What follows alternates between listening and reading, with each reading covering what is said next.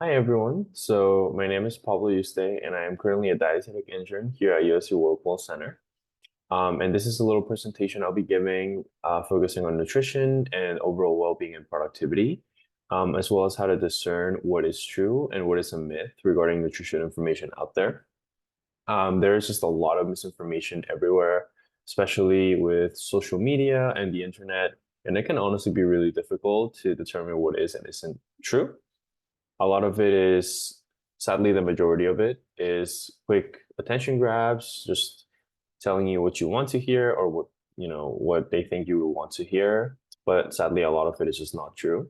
And so in this presentation, I really hope we can kind of go over some of the major things that are said out there that aren't necessarily true, and some of the things that are, but more importantly, how you can feel more confident about reading information and determining whether it is or isn't true.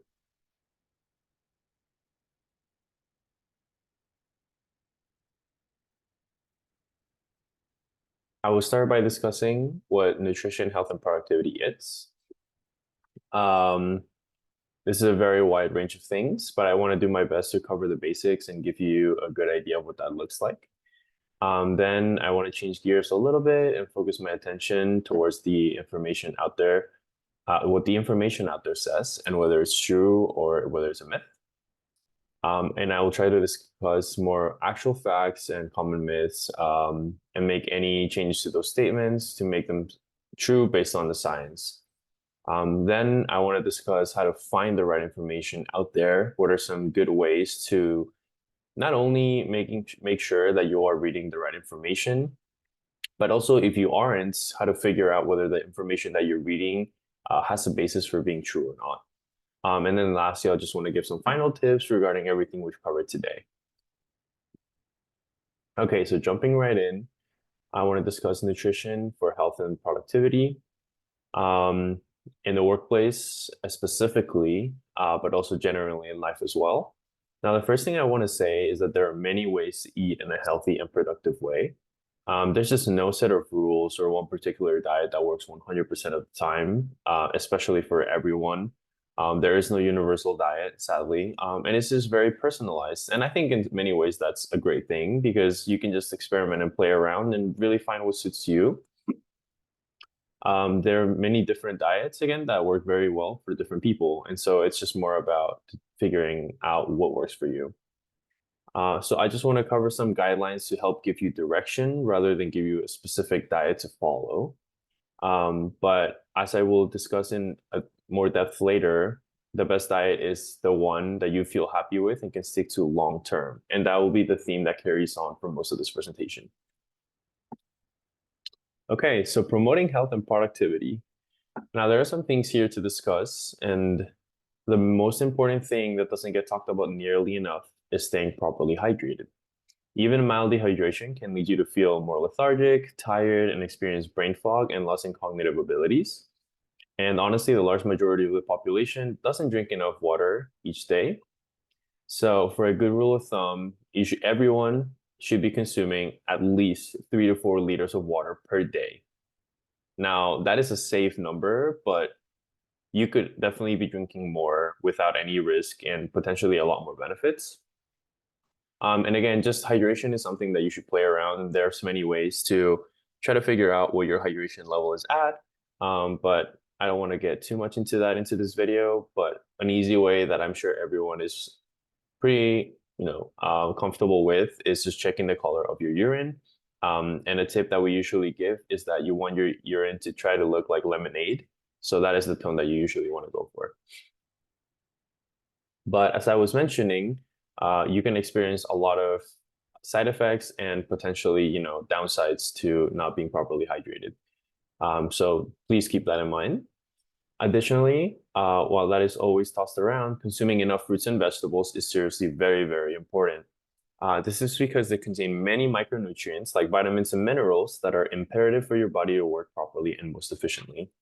Also, carbohydrates can be seriously helpful in the workplace because they can help you have more energy and be able to function and think better throughout the day. Glucose, which is derived from sugar, is the main and most utilized form of fuel for your brain. And so consuming some carbs or a bit sugar now and then can be very beneficial to just think better and feel more energized. But just try not to overdo it. Okay, so moving along, we can also focus on some healthy fats, which is great for your brain. Omega-3s in particular, which are typically found in salmon and nuts and seeds, can help with your brain function and memory and reduce overall body inflammation. Also, consuming enough protein every day is very, very important. While the amount of protein necessary for each person definitely varies a ton, there is a growing trend that has convinced the majority of people that you need a lot more protein than you actually do.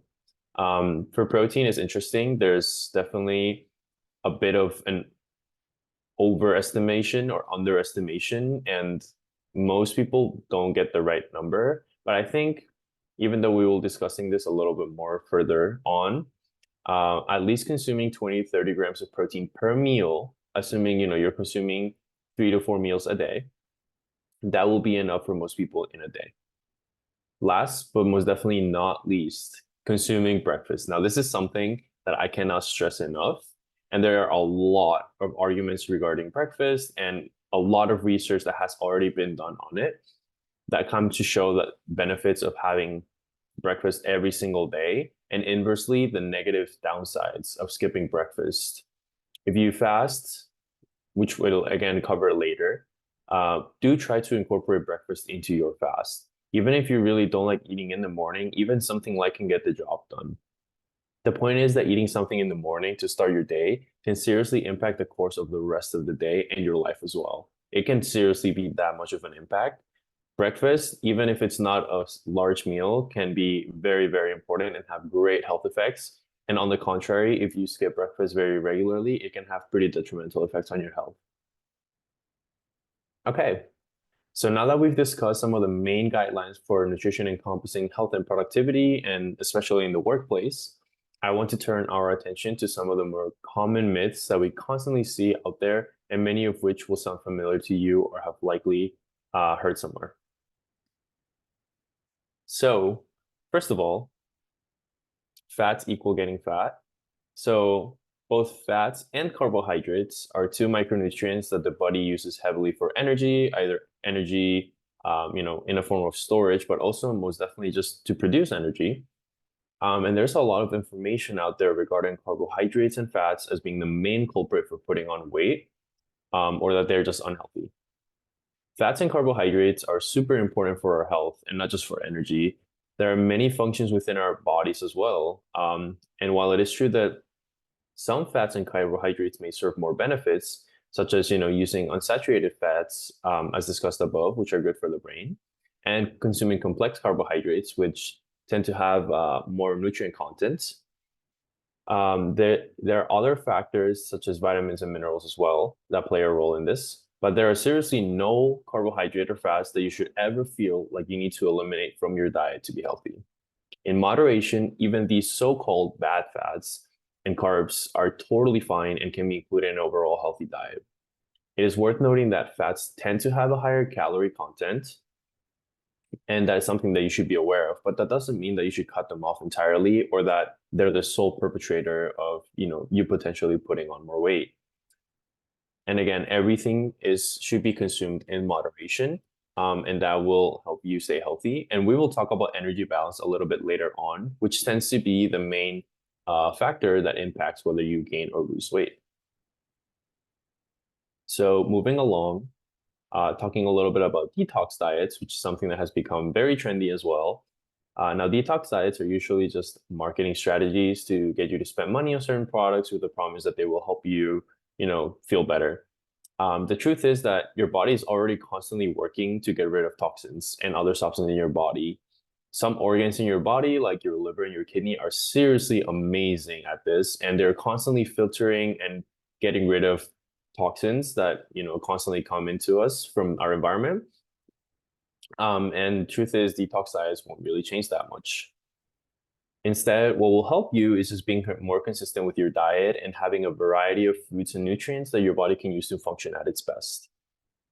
Now, on the other side, we have restrictive diets, which have also become very, very trendy and a pretty hot topic out there on the internet. Now, restrictive diets similarly don't work for most. Even though they might lead to quick weight loss short term, it is often not sustainable for people, and it will lead them to quit and eventually binge on foods that they were restricting. And there's a lot of studies that have shown that most people will bounce back and not only regain the weight that they lost, but also put on even more. Now, some diets that encompass a lifestyle rather than the restrictions, such as Mediterranean diet, can definitely prove to work and be very sustainable for many. But as we have already mentioned, the best diet is the one that is sustainable for you and one that you can stick to long term. And so again, it just comes down to playing around with it and trying to figure out what works and doesn't work for you specifically. Okay, now that we've discussed some myths that exist out there, and while these were honestly just a few, and I could go on and talk about all the misinformation out there, but we would be here for a very long time. I want to turn our attention to some of the things that are also often said in the real world, but that are actually true. And now this just comes to show that not everything we see or hear is true or false. And so it makes it really difficult to discern information and what you should and shouldn't listen to. But hopefully we can get into that a little bit later on. Now, while all foods can be part of a healthy diet, it is true that ultra-processed foods, such as the ones you often find in fast food restaurants, can be worse for your overall health when consumed too frequently. This is because they tend to have very little amounts of micronutrients, meaning they're not very nutrient dense, but they tend to have a very high calorie content in a relatively small amount of food. What this can lead to is very easily overeating without you even realizing. And also, these foods tend to just contain very high amounts of added sugar and saturated fats, which, even though we've discussed before, are not necessarily harmful to you in a regular diet, when consumed in very high amounts, can be more damaging than good. Another fact that is actually true is that smaller meals throughout the day are better than just backloading or heavy loading on one singular meal. And there are a few reasons for this. The first is that smaller meals will help keep you full throughout the day, and this in turn will also keep your hormones at stable levels throughout. If you have one large meal, on the other hand, your body will just produce a lot of hormones to kind of compensate for that sudden new source of energy. And so your body may be also limited to absorb all those nutrients. Consuming way over on nutrients in one meal could lead to not everything being absorbed and some of the nutrients simply going to waste. And so that's definitely something to keep in mind. Now, that doesn't mean that you need to be eating, 5, 6, 7 meals throughout the day. And that may be unrealistic to different people's lifestyles and just like, the time that you have. But definitely trying to spread out your meals throughout the day as much as possible can be very beneficial and help you, overall stay satiated and just maintain good hormonal levels throughout the day rather than have your hormones jumping up and down all the time. Now, while weight changes in your body are constantly affected by a wide range of factors, what you eat, but more importantly, how much you eat, is one of the most important in this sense. Now, you can think about it as a scale. If you eat more than you burn in a day, you will slowly gain weight. If you eat less than you burn in a day, you will slowly lose weight. And if you eat about the same, your weight won't change. Exercise can help offset the scale by burning more calories in a day and therefore helping you spend more energy than you would otherwise eat. But if you're consuming well over the amount of calories that you normally burn in a day, even given exercise, it will be much harder to offset it with exercise. Similarly, fasting is something that has been getting a lot of attention recently and something that we touched on previously. And I want to delve a little deeper into this. The more we learn about fasting, the more research does seem to indicate that there are many health benefits attached to it, mainly focusing on its ability to help us live longer by maintaining good hormone levels and other markers of health. And while more research is definitely needed on this topic, if fasting is something that you've been doing or would like to try and can stick to long term and something that you enjoy, it could have many benefits moving forward. But having said this, I want to remind you that, research shows that cutting breakfast, for whatever reason, but, also when fasting can get rid of a lot of these health benefits and can also lead to poor outcomes instead.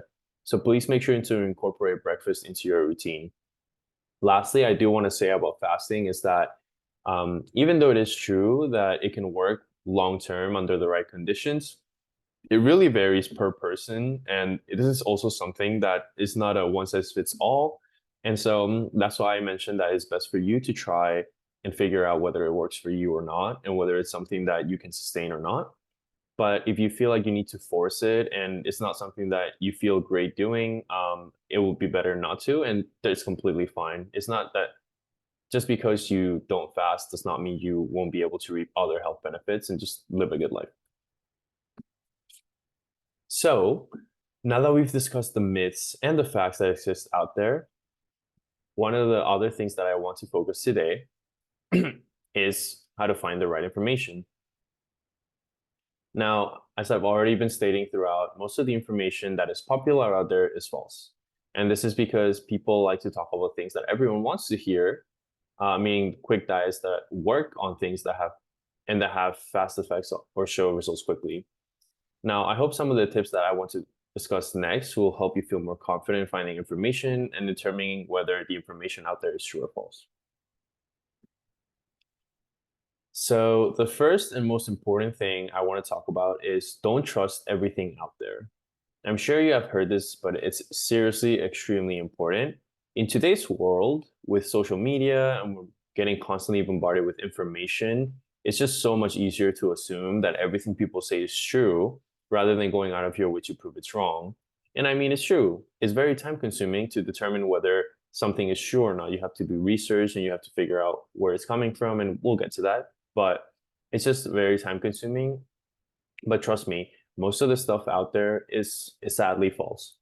And that's why I seriously urge you not to believe the first thing that you see out there and take the time to really investigate and figure out if it's true or not. Now, you should do this for all sorts of things that you feel are relevant to your life and to you, or things that you're interested in. But keeping a skeptical eye is super, super important in determining whether something is true or not. You should constantly be wondering and asking yourself, is that really true? Where did the sources come from? Where did this originate? Etc. Secondly, a good way to know if this information is going to be good regarding food or nutrition is if the author is a registered dietitian and or healthcare professional. Do not rely on someone that say they are a nutritionist.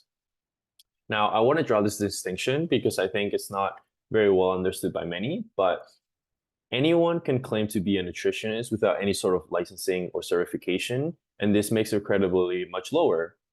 Anyone that has graduated from anywhere with a degree can say that they're a nutritionist or, a nutrition expert, but it's not true. Only those that are registered dietitians are true nutrition experts and professionals, and that is why they're dietitians, because they've had to actually undergo the certification and pass the licensing exam. Thirdly, look for peer-reviewed articles and make sure others do the same. If someone is sharing information, are they sharing their sources? Where is the information coming from? How are they interpreting the information? Sometimes, even if they cite legitimate sources, they could be interpreting things entirely differently just to fit what they're trying to say. And so, while it may be time consuming, I really encourage you to dive deeper into those sources and figure out what they're saying, especially if this is something that you feel is really, really important to you. But a safe bet is to rely on information that is provided on government sites, or those that are from a research institution, such as, potentially Harvard Med, and since these are more likely to be legit. But at the end of the day, the best way to know is to just do your own research and see what's out there rather than listening to, a lot of social media outlets or articles. Okay, so we've made it this far. I hope everyone is keeping up with everything and doing okay. I hope you haven't overwhelmed you with too much information so far. But if anything, I just want to give some final tips on what are some good ways, to make sure you are keeping track of the information that's out there and, the information that you're processing as well. And, some things that you can take away from this. So, diets are meant to fuel you and help you maintain energy, productivity, and health. Foods can't do that if you're restricting or taking away things that you enjoy. And so finding a balance and including the foods you like, even if they're not the most healthy, is really, really important. And so that's why I've been trying to reinforce that theme of sticking to a diet that works for you. If it works for you, chances are you're going to stick to it long term. Now, of course, we should try to stay within those guidelines that I've provided to try to maintain it in a healthier sense and providing the nutrients that your body needs. But within that, there is a plethora and it's an infinite number of possibilities in terms of what you can and can't do. Everyone is different, and again, there's just no one size fits all. And so you should just try to experiment and figure out what the best approach is for you. Also, as I've already mentioned, don't trust everything you see out there. And if you can, really take the time to explore information and figure out if it's legitimate or not. And just enjoy the process. Things related to food and diet these days have become really stressful and restrictive, and that shouldn't be the case. Food is amazing, and we can enjoy it, and it just makes us feel happy. And so don't feel stressed about it. Just take your time, figure out what works and what doesn't work for you, and if you keep a skeptical eye on what's out there, I'm sure everything is going to be okay. And just enjoy the process. It can take a while, but if you enjoy it and the longer you take to just fine tune and figure out what works for you, chances are you're going to be able to stick to the most and you're not going to get burnt out. I hope this helped. And yeah, hope you have a good day. Hope you have a good day. Thank you.